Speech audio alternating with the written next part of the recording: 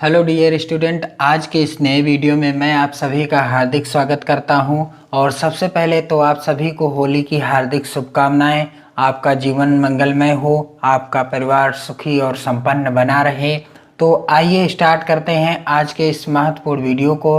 और आज का यह वीडियो कक्षा 12 के उन छात्रों के लिए मोस्ट इम्पोर्टेंट है जिन्होंने सामान्य हिंदी विषय को चुना हुआ है। और इस वीडियो में मैं आपको बताऊंगा सामान्य हिंदी का जो पहला मॉडल पेपर है और इसका जो प्रश्न संख्या 12, जो कि यहाँ पर आप देख सकते हैं।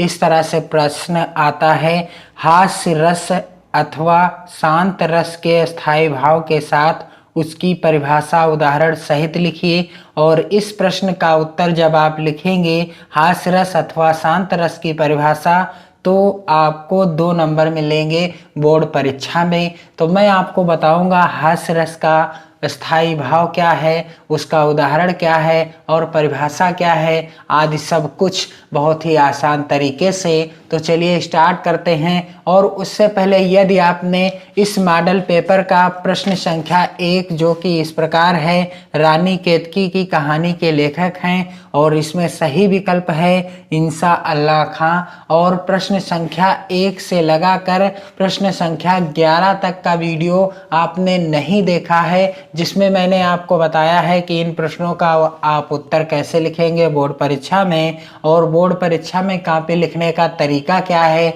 इस तरह के प्रश्नों के उत्तर को लिखने का तरीका क्या है, आदि सब कुछ बताया है। तो आप इन प्रश्नों से संबंधित वीडियो को जरूर देख लीजिए चैनल के प्लेलिस्ट में, अथवा वीडियो के डिस्क्रिप्शन बॉक्स में उनकी मैंने लिंक दे दी है, आप देख लीजिए। तो आइए स्टार्ट करते हैं। हास्य रस की परिभाषा आप कैसे लिखेंगे। सबसे पहले आपको डालना है प्रश्नोत्तर नंबर 12 और 12 का और हास्य रस की परिभाषा आपको लिखना है, परिभाषा या लक्षण।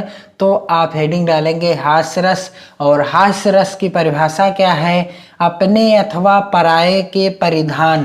परिधान में होता है वेशभूषा यानी पहनावा जो आप पहनते हैं, और वचन, वचन यानी बोलने का तरीका अथवा क्रियाकलाप आदि से उत्पन्न हुआ हास्य नामक अस्थायी भाव, विभाव, अनुभाव और संचारी भाव के संयोग से हास्य रस का रूप ग्रहण करता है। और हास्य रस का उदाहरण क्या है, यहाँ पर आप देख सकते हैं, नाना वाहन नाना वेशा, बिहसे शिव समाज निज देखा, को मुखहीन विपुल मुख काहू, बिनु पद कर को बहुपद बाहु। अगला प्रश्न पूछा गया है, रूपक अलंकार अथवा उत्प्रेक्षा अलंकार का लक्षण उदाहरण सहित लिखिए। यह प्रश्न भी 2 नंबर का पूछा गया है। तो मैं आपको बताऊंगा उत्प्रेक्षा अलंकार की परिभाषा और उसका उदाहरण। तो कैसे लिखेंगे आप, प्रश्न उत्तर नंबर 12 खा का अथवा। और आप यहाँ पर देख सकते हैं उत्प्रेक्षा अलंकार की परिभाषा काफी आसान है। जहाँ उपमेय में उपमान की संभावना की जाए वहाँ उत्प्रेक्षा अलंकार होता है। जैसे उदाहरण क्या है, सोहत ओढ़े पीत पटु, श्याम सलोने गात, मनो नील मणि शैल पर, आतप पर्यो प्रभात। तो ये है उत्प्रेक्षा अलंकार का उदाहरण। अगला प्रश्न पूछा गया है, यहाँ पर आप देख सकते हैं प्रश्न संख्या 12 गा के अंतर्गत सोरठा अथवा दोहा छंद का लक्षण एवं उदाहरण लिखिए। तो यह प्रश्न भी 2 नंबर का आता है बोर्ड परीक्षा में। और इस प्रश्न में मैं आपको बताऊंगा दोहा छंद का लक्षण और उदाहरण। तो यहाँ पर आप देख सकते हैं इस तरह से आपको हेडिंग डालना रहता है, प्रश्नोत्तर नंबर 12 का गा, और गा का कौन सा आप करने जा रहे हैं अथवा, यानी यहाँ पर प्रश्न में कहा गया है सोरठा अथवा दोहा। तो आप इसी तरह से लिखिएगा प्रश्नोत्तर नंबर 12 गा का अथवा, और दोहा हेडिंग डालने के बाद आपको लिखना है दोहे की परिभाषा क्या है या लक्षण क्या है। दोहा अर्ध सम मात्रिक छंद है, इसमें 4 चरण होते हैं। दोहे में कितने चरण होते हैं, 4 चरण होते हैं। और इसके पहले और तीसरे चरण में 13 मात्राएं, इसके पहले और तीसरे चरण में कितनी मात्राएं होती हैं?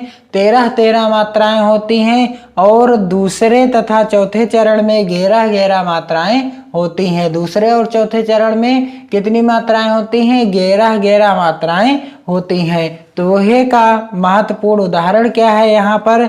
मेरी भव बाधा हरो, राधा नागरी सोए, जातन की झाई परे, श्याम हरित दुति होए। सिंपल सा दोहा है और आपको याद करने में भी आसानी होगी। अगला प्रश्न पूछा गया है मॉडल पेपर फर्स्ट का प्रश्न संख्या 13 के अंतर्गत कि अपने मोहल्ले में गंदगी की सफाई कराने हेतु नगर पालिका अध्यक्ष को एक शिकायती पत्र लिखिए। अथवा में पूछा गया है अपना कुटीर उद्योग प्रारंभ करने हेतु किसी बैंक के बैंक प्रबंधक को ऋण प्राप्त करने एक पत्र लिखिए। तो मैं आपको बताऊंगा अपने मोहल्ले में गंदगी की सफाई कराने हेतु नगर पालिका अध्यक्ष को एक शिकायती पत्र आप कैसे लिखेंगे। और यह प्रश्न 6 नंबर का पूछा गया है। कितने नंबर का? 6 नंबर का पूछा गया है।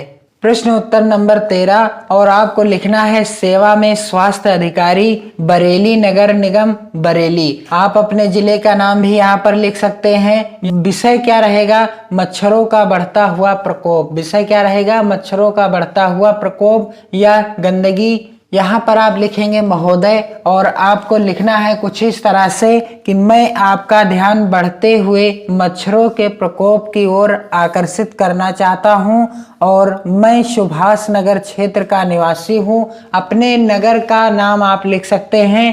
पूरे सुभाष नगर क्षेत्र में आजकल मच्छरों का भयंकर आतंक छाया हुआ है और दिन हो या रात मच्छरों के झुंड सदा मंडराते नजर आ जाते हैं। रात को तो वह सोना दूभर कर देते हैं। कौन? मच्छर।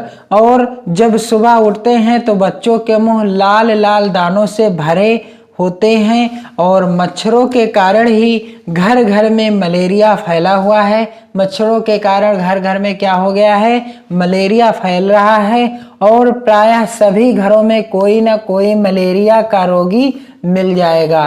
किसी न किसी घर में या सभी घरों में कोई ना कोई होगा जिसे मलेरिया जरूर होगा। और इन मच्छरों के कारण स्वास्थ्य पर बहुत बुरा असर पड़ा है। हमारे क्षेत्र में मच्छरों की अधिकता का बड़ा कारण है पानी के जमे हुए तालाब और गली मोहल्ले में फैली चौड़ी चौड़ी खुली नालियां और उन कच्ची नालियों को व्यवस्थित करने की कोई व्यवस्था नहीं हुई है। मोहल्ले के जमादार सफाई की ओर ध्यान नहीं देते, इसलिए नालियों में सदा मल जमा पड़ा रहता है। मोहल्ले के जो जमादार हैं, सफाई करने वाले हैं, वह सफाई पर ध्यान नहीं देते, इसीलिए नालियों में सदा मल जमा पड़ा रहता है। लोग अपने घरों के गंदे जल को बाहर यूं ही बिखरा देते हैं जिससे मार्गों के गड्ढे भर जाते हैं। और हमने कई बार निवेदन किया है कि हमारे क्षेत्र के तालाब को भरवा दिया जाए जिससे मच्छरों का मुख्य अड्डा समाप्त हो जाए, किंतु इस ओर कभी ध्यान नहीं दिया गया। आगे आपको लिखना है कि आपको विदित ही होगा कि पिछले 1 महीने से नगर के समस्त सफाई कर्मी हड़ताल पर चल रहे हैं और जिसके कारण गलियों, सड़कों व मोहल्लों के मार्गों पर चतुर्दिक कूड़े करकट का अंबार लगा हुआ है। आपकी ओर से अविलंब कोई ऐसी वैकल्पिक व्यवस्था की जानी चाहिए जिससे क्षेत्रवासियों द्वारा झेली जा रही नरकी यातना से कुछ राहत प्राप्त हो सके। और इस बार अत्यधिक वर्षा के कारण जगह जगह जल का जमाव हो गया है। इस बार अधिक वर्षा हो गई, इसलिए जगह जगह जल का क्या हो गया है? जमाव हो गया है। सभी जगह कीचड़, मल और बदबूदार जल भरा हुआ है। अतः मैं पुनः सुभाष नगर के निवासियों की ओर से आपसे अनुरोध करता हूं कि मच्छरों को समाप्त करने के लिए सार्वजनिक रूप से क्षेत्र में मच्छर नाशक दवाई छिड़कवाने की व्यवस्था की जाए। मलेरिया से बचने के लिए कुनीन बांटने तथा पूरे क्षेत्र की सफाई के व्यापक प्रबंध किए जाएं। आशा है आप शीघ्र कार्यवाही करेंगे। धन्यवाद सहित। और यहाँ पर आपको डेट डालना होता है और भवदीय का, खा, गा कोई भी हो सकता है। मंत्री मोहल्ला सुधार समिति सुभाष नगर। और इस तरह से आप लिख देंगे इस प्रश्न का उत्तर और कर लेंगे पक्के 6 नंबर। अगला प्रश्न पूछा गया है, निम्नलिखित विषयों में से किसी एक पर अपनी भाषा शैली में निबंध लिखिए। और यह प्रश्न 9 नंबर का आता है और यहाँ पर 5 विकल्प दिए गए हैं। आपको किसी एक विषय पर निबंध लिखना है तो मैं आपको बताऊंगा पर्यावरण प्रदूषण समस्या और समाधान। इस विषय पर निबंध आप कैसे लिखेंगे, कौन कौन सी हेडिंग आपको याद करना है, तैयार करना है। प्रश्न उत्तर नंबर 14 और 14 का तीसरा वाला निबंध क्या है, पर्यावरण प्रदूषण समस्या और समाधान। और इस तरह से आपको करना है रूपरेखा। और रूपरेखा में पहली हेडिंग डालना है आपको प्रस्तावना, और दूसरी है प्रदूषण का अर्थ, तीसरी है प्रदूषण के प्रकार, और चौथी है प्रदूषण की रोकथाम के उपाय, और 5वीं है उपसंहार। तो यहाँ पर आप देख सकते हैं मॉडल पेपर 2 और सामान्य हिंदी जिन छात्रों के पास है कक्षा 12 में, तो आप कमेंट जरूर कीजिएगा। तो मैं आपको सामान्य हिंदी का जो दूसरा मॉडल पेपर है इसके प्रश्नों को हल करके बताऊंगा आप कैसे बोर्ड परीक्षा में कॉपी लिखेंगे। तो इस वीडियो को आप अधिक से अधिक मित्रों में शेयर कीजिए और वीडियो को लाइक, और चैनल पर यदि आप नए हैं तो चैनल को सब्सक्राइब जरूर कर लीजिए और कमेंट जरूर कीजिए।